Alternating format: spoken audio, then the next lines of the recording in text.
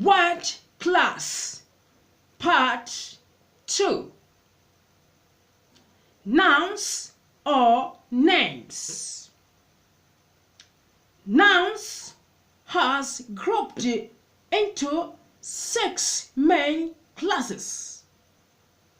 These are: number 1, proper nouns; number 2, common nouns; number 3, countable nouns; number 4, non-countable nouns; number 5, concrete nouns; number 6, abstract nouns.